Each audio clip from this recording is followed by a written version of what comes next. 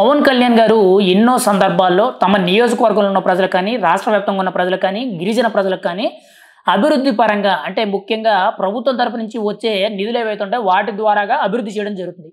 ఇంకోవైపు వాళ్ళకి చిన్న చిన్న బహుమతుల రూపంలోనో, కానుకల రూపంలోనో తన సొంత డబ్బులు వేచించి కూడా ఆ ప్రజలకి నేనున్నాను అని చెప్పే విధంగా గుర్తు చేయడం అయితే జరుగుతుంది. అయితే రీసెంట్‌గా రాఖీ పౌర్ణమి సందర్భంగా పిఠాపురం నియోజకవర్గంలోని ఉన్న వితంతు మహిళలు ఎవరైతే ఉన్నారో అంటే 45 సంవత్సరాల లోపు ఉన్న మహిళల్లో భర్త చనిపోయిన మహిళలు ఎవరైతే ఉన్నారో అటువంటి వాళ్ళందరూ కూడా చాలా సందర్భాల్లో చాలా పండుగలకే గాని, కార్యక్రమాలకే గాని, శుభకార్యాలకే గాని దూరంగా ఉంటారు.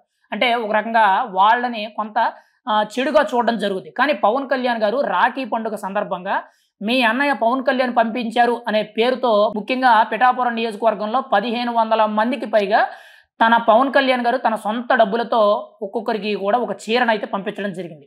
అయితే ఇప్పుడు సోషల్ మీడియాలో పవన్ కళ్యాణ్ గారికి సంబంధించి పిఠాపురం నియోజకవర్గంలో ఉన్న వితంతు మహిళలు ఎవరైతే ఉన్నారో 1500 మందిని తమ పార్టీ నాయకులు, కార్యకర్తలు, అధికారులందరినీ కూడా పెట్టి అక్కడ ఈ చీరల పంపిణీ కార్యక్రమం అనేది డైరెక్ట్‌గా వాళ్ళు ఇంటి దగ్గర ఉంటే ఇంటి దగ్గరికి, పనికి వెళ్తే పని దగ్గరికి, పొలం పనికి వెళ్తే పొలం దగ్గరికి, వాళ్ళు ఎక్కడుంటే అక్కడికి తెలుసుకొని మరీ కూడా అక్కడికి వెళ్ళి ఆ చీరని వాళ్ళకి గిఫ్ట్ రూపంలో ఇచ్చి మీ అన్నయ్య పవన్ కళ్యాణ్ గారు పంపించారని చెప్పి తెలియపరచడం అయితే జరిగింది. ఇప్పుడు సోషల్ మీడియాలో విపరీతంగా పవన్ కళ్యాణ్ గారు ఏదైతే తన సొంత డబ్బులతో ఈ మహిళలందరికీ కూడా వితంతు మహిళలు ఎవరైతే ఉన్నారో భర్త లేని మహిళలందరికీ కూడా చీరలు పంపిణీ చేసిన కార్యక్రమం ఏదైతే ఉందో దానికి సంబంధించిన పోస్టులు, వీడియోలు అనేవి విపరీతంగా వైరల్ అవ్వడం జరుగుతుంది.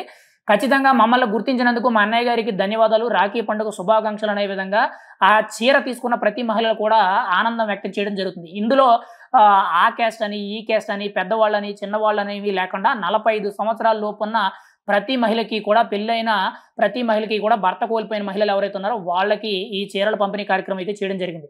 అయితే సుమారుగా పవన్ కళ్యాణ్ గారు 1500 మందికి పైగా ఈ చీరలు పంపిణీ చేయడం జరిగింది. ఒక్కొక్క చీర యావరేజ్‌న పోనీ తక్కువలో తక్కువ 500 వేసుకున్నా కానీ ఎంత తక్కువ లేదన్నా కానీ కనీసం ఒక 8 లక్షలకు పైగా పవన్ కళ్యాణ్ గారు ఖర్చు చేశారని చెప్పి ఒక అంచనా కూడా రేకెత్తుతుంది.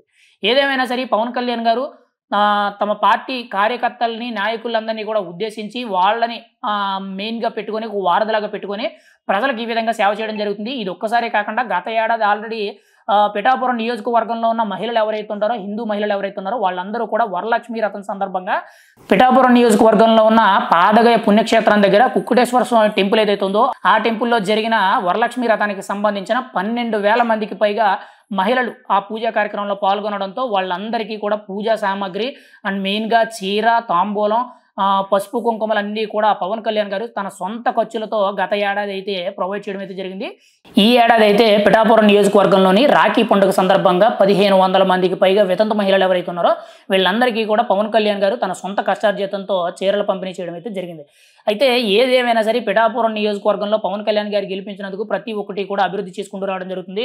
ఒకవైపు రోడ్లు, డ్రైనేజీలు, మంచినీటి సదుపాయాలు, కాంపౌండ్స్, ముఖ్యంగా పల్లెబాట కార్యక్రమంతో కూడా ప్రతి చోట కూడా అభివృద్ధి కార్యక్రమాలు చేపట్టడంతో పాటు స్కూళ్ళు, వాటితో పాటు మంచినీటి సదుపాయాలు, కరెంటు సదుపాయాలు, bus stand renovation and railway station రెనోవేషనే కానీ ఇంకోవైపు ఉప్పాడ తీర ప్రాంత కోతకు గురవుతున్న ఏదైతే ఉందో శాశ్వత పరిష్కారం కింద 328 కోట్లకు పైగా నిధులు సమీకరించడమే కానీ వాటితో పాటు కీలకంగా చూసుకుంటే పిఠాపురంలో జరుగుతున్న పలు అభివృద్ధి కార్యక్రమాలకే కానీ సొంతంగా డబ్బులు వెచ్చించడమే కానీ ముఖ్యంగా రీసెంట్‌గా కూడా అక్కడ కరెంటు కార్మికులు ఏవైతే వాళ్ళందరికీ కూడా టూల్ కిట్స్ ఇవ్వడమే కానీ అక్కడ ఉన్న చేనేత కార్మికులందరికీ కూడా వాళ్ళకు కూడా ఆర్థికపరమైన భరోసా కల్పించడమే కానీ ఇలా రకరకాలుగా కూడా గత 14 నెలల నుంచి కూడా పవన్ కళ్యాణ్ గారు పిఠాపురం నియోజకవర్గంలో అభివృద్ధి కార్యక్రమాలు చేసుకుంటూ రావడం జరుగుతుంది. వాటితో పాటు ఆ సమయం సందర్భం ప్రకారంగా అప్పుడు వచ్చిన పండుగ కారణంగా వాళ్ళకి ఏదో ఒక చిన్న కానుకగా చీరనో లేదంటే ఇంకోటనో చేసి పెట్టడం అయితే జరుగుతుంది. ఏదేమైనా సరే పవన్ కళ్యాణ్ గారు ఈ పని చేయడంతో సోషల్ మీడియాలో ఇప్పుడు ఆయనకి సంబంధించిన వీడియోలన్నీ వైరల్ అవడంతో ప్రతి ఒక్కరు కూడా